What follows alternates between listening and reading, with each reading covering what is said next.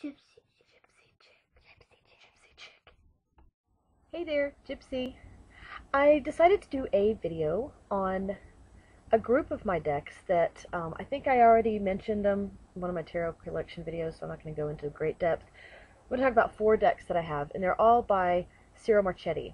One of his first deck is actually the first deck that I ever got, because I bought it with, I've mentioned it before, the Easy Tarot kit, and it has Eller Shaw. I can't remember her first name at the moment, and I forgot to bring the book out with me, but Ella Shaw is her last name. And anyway, it's called the Easy Tarot Handbook, Easy Tarot Guide, and it's in a box that's this color. This is the Gilded Tarot that comes with it by Ciro Marchetti.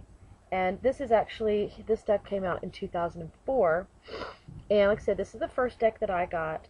His artwork is beautiful, and you know, I recognized that about this deck whenever I first got it, and I liked it as my first deck, but then I started collecting, and I got all into them, and I started liking all the different styles, and this is very traditionally, you know, very weight oriented, you know, a lot of course, that's my favorite card, everyone knows that, crooked, but this is the strength, this is the strength card, you know, the moon, you have the dog and the wolf.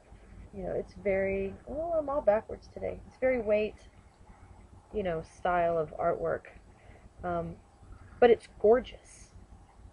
I mean, his pictures are just, it's like every picture, it's, you know, I mean, it's a painting. It's a composition. I mean, they're beautiful. They're absolutely beautiful. Ah. So, anyway, oh, the devil card. I like that one. I think I might have mentioned this in another video. Anyway, so that's the Gilded Tarot, and I love this deck, you know, I really do. I use it here and there, and I'm starting to appreciate it more now that I've kind of started really looking into all the different kinds of artwork. You know, I love the abstract, but at the same time, I really kind of like the traditional, you know, consistent, yet unique, you know, does that make sense? Anyway, so I like this deck. Yay for the first one. The second one that he had done was the Tarot of Dreams, and that one actually came out in 2005.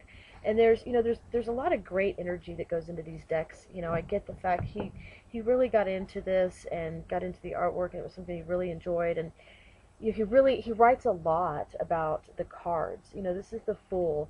This is the guidebook for the Tarot of Dreams. It's a pretty little book, you know, definitely more than just a little white book.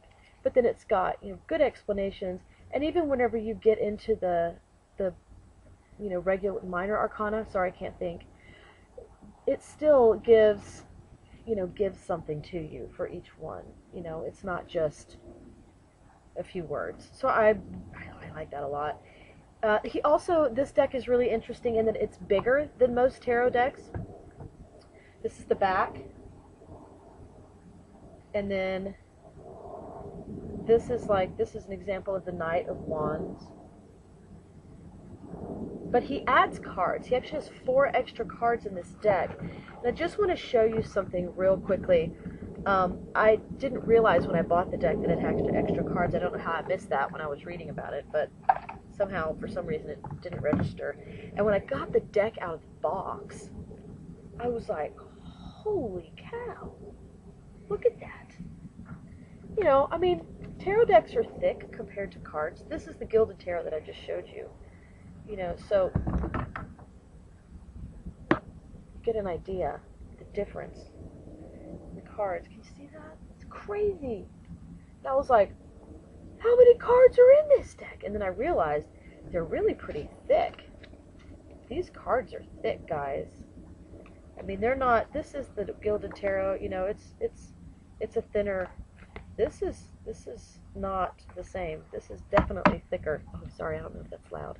Okay, they have 4 extra cards in this deck. That's all that's extra. And those 4 cards are palaces.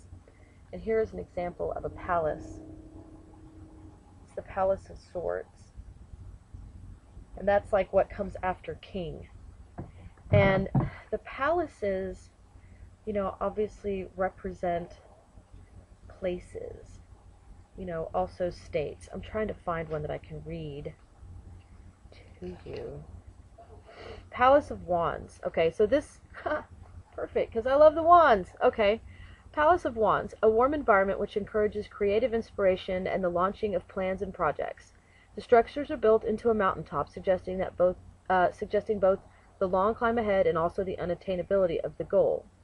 So it goes into more, but you know, it kind of gives you it's a state or state of mind or a place, you know, in your anyway. I like that extra kind of added aspect. I'll be honest, I just got these. I wasn't supposed to buy any more decks, but I did. And I don't regret it. So I don't know. I don't have an opinion on that yet. I may have to do a follow-up just on this deck by itself. But I do have it. I absolutely cannot wait to get into it. I just don't have time right now. I'm still trying to go down the list. It may be a while.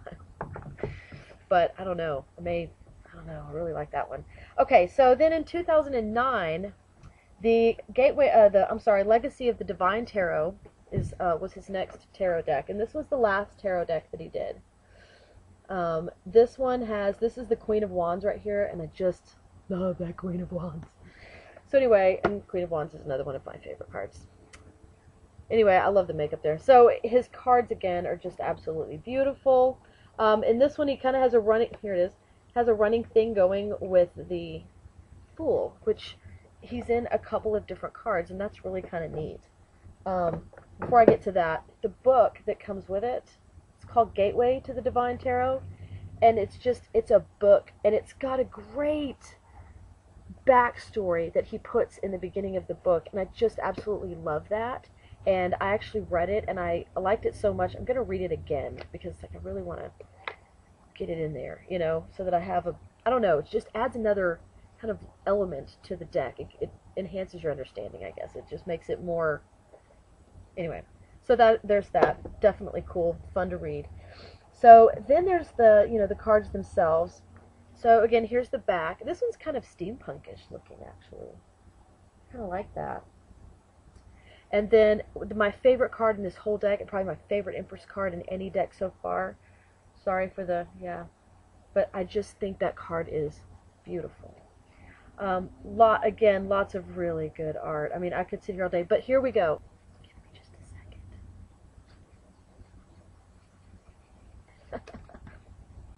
It's like, where's Waldo? Here's the Fool right here. Okay, very cool outfit. It reminds me of, we went and saw Cirque du Soleil this year, Kazaa. It reminds me of that. It really, I'm like, Kazaa! I think that's what it was. Kazaa? I think so. Anyway, it was very cool. And it was the Fool. And it was the King of Fools. Anyway, so then we see him again throughout the deck. Next we see him in the wheel. So you see the wheel going around there, and he's hanging on, you know, all over the place. Then we see him in the hanging man, instead of the hangman, it's the hanging man. You see he's got his thing off, so there he is again. And then we see him finally in the world. And it's like, ah. So, I really like this deck for that. I've used it a little bit. I'm trying to use it more and more. Again, I'm really busy, so it's been hard to focus. But one of the other cards I really like in this, because it has kind of an Alice in Wonderland aspect to it, is the Three of Swords. You know, that's always a favorite card. But in this deck, it's really pretty cool. And then, of course, there's my Strength card. I like this one a lot, too. So, anyway, okay, so that's a brief little thing over that deck. Again, awesome artwork. The guidebook is incredible. Very impressive. Very impressive. Love it. Okay, then finally he did an Oracle deck, and this was done in, I believe, 2010. Yes, 2010. This is the Oracle of Visions. It's the Oracle deck. And I think he's done with cards. I'm not going to say that for sure. If you're really interested, go look it up. I think he's done with cards. I think he's finished. This was his last deck. And this is well, I've started using this deck, and I intend to use it for a while now. I still like the Kuan Yin, and I'll probably still use it for depending on what the what the issue is. But I'm totally switching into this one, and I'm about to show you why. So here is the guidebook. Okay, this is an awesome guidebook. Again, it's got a description for each card. Can you see it's full color, people? Full color. Full color. That's pretty nice. Also have, let's see, it also comes with the CD, just FYI. It's got stuff on it. And I honestly, I guess I should have waited. I'll do a review by itself if y'all really want to see it, but I have not had time to look at this. Kind of just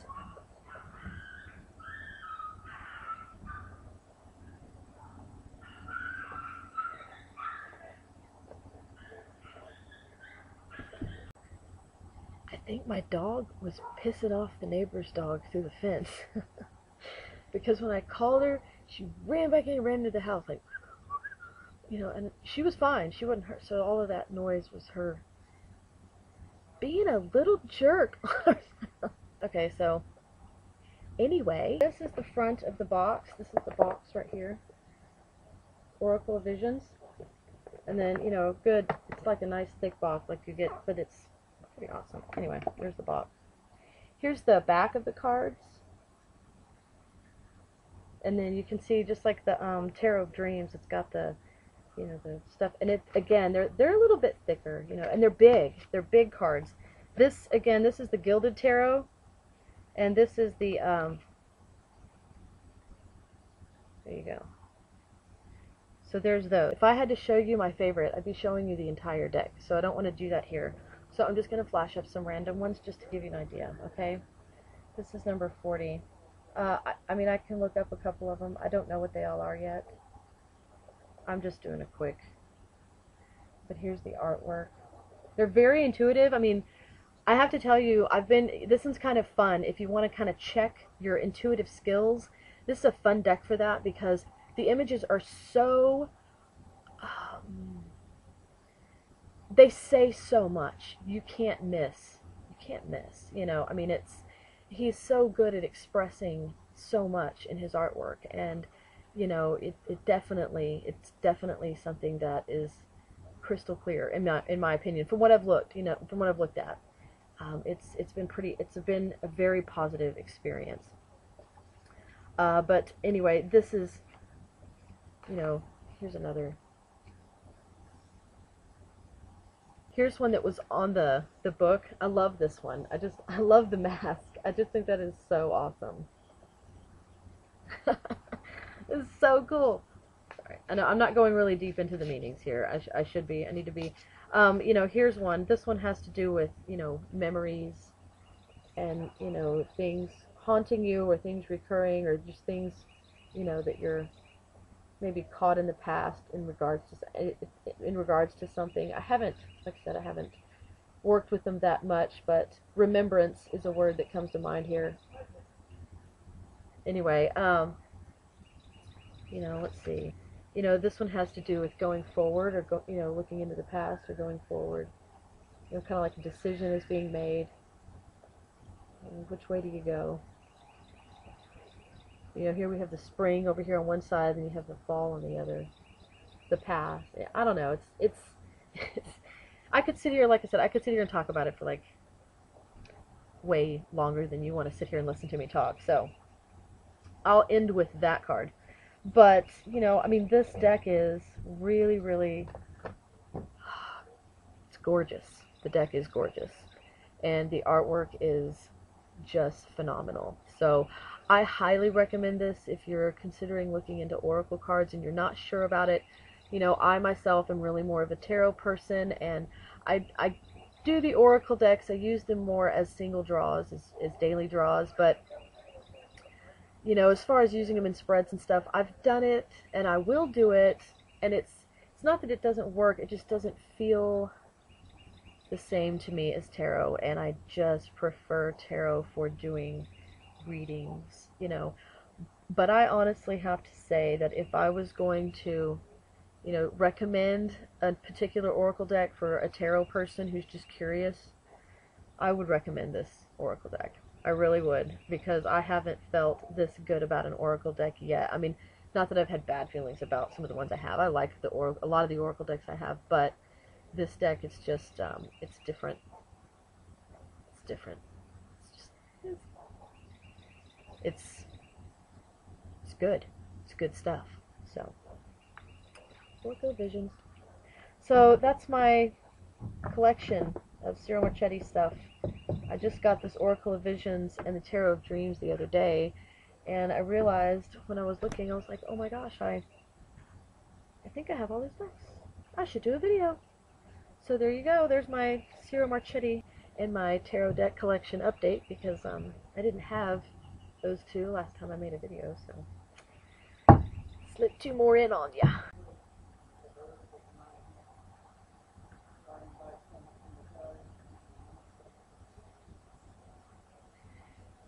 There's a bike trail right behind my house.